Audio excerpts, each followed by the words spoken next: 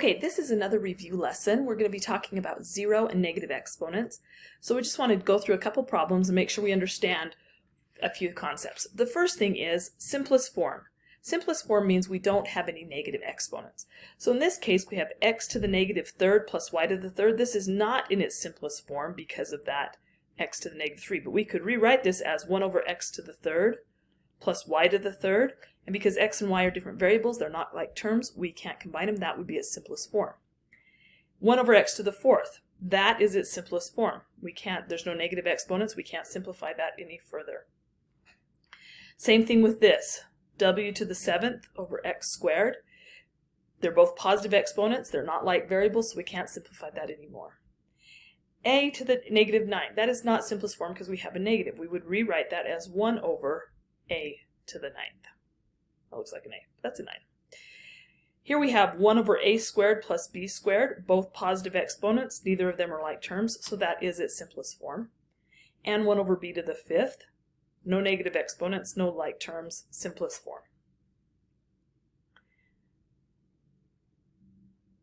I did the last one first. Okay. So, consider the power 3 to the fourth. What are the descriptions of this power? Which ones are correct? Is this the power is the product of 3 and 4? Well, we know 3 to the fourth means 3 times 3 times 3 times 3. So it is not the product of 3 and 4. It's 3 4 times. So the power is described as 3 to the fourth power. Yes, that is true. 3 to the fourth power. The power means 3 factors of 4 are being multiplied. Well, how many factors do I have? I actually have 1, 2, 3, 4. So we actually have 4 factors of 3. So that one is not correct. The power can be expanded as 3 times 3 times 3. Yes, we just did that up there. And the value of the power is 81. Well, let's check it out. 3 times 3 is 9. 3 times 3 is 9, and 9 times 9 is 81. So that is correct. That's the value of it.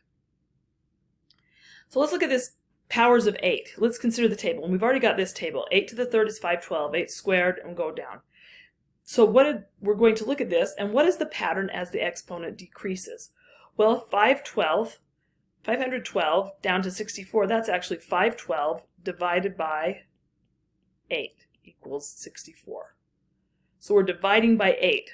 64 divided by 8 is 8, so another divided by 8.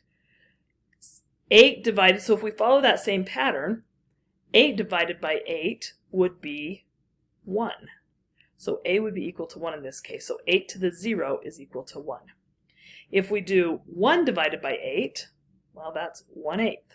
So b would be equal to 1/8. What if we do this divided by 8? Remember, if we have 1/8 divided by 8, we take the reciprocal and that multiply 1/8 times 1/8. So that is equal to 1 over 64. So c is 1 over 64. So 8 to the negative 2 equals 1 over 64. And remember, we could rewrite that 1 over 8 squared is 1 over 64. So that's kind of what we're getting towards here. Consider these 4 powers. We've got negative 4 to the 0, 3 to 0, 10 to the 0, and 2/3 to the 0. What do they have in common? Well, they all have an integer base. Is that true? No, because 2/3 is a fraction base, so that's not true. All the powers equal 0 because the exponent is 0. Is that true? No, when we have anything to a 0 power, it equals 1. It does not equal 0. All the powers equal 1 because any number to the power equals 1. That is true.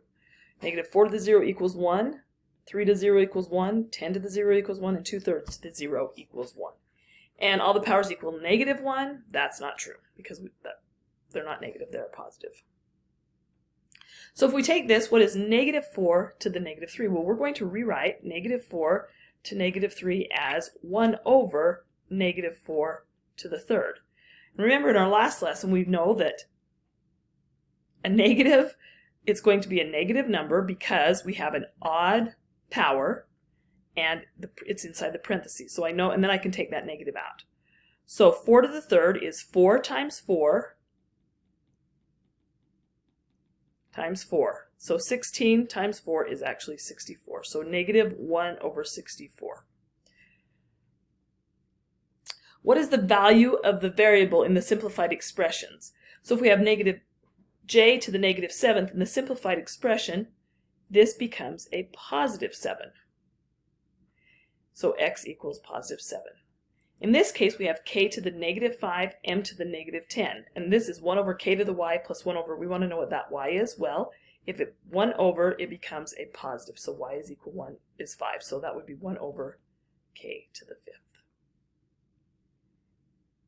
When they're being multiplied, we do the same thing. X to the 3rd, y to the negative 7th. If it's positive, it stays in the numerator. If it's negative, we put it in the denominator. Another way of thinking of this is x to the 3rd times y to the negative 7th.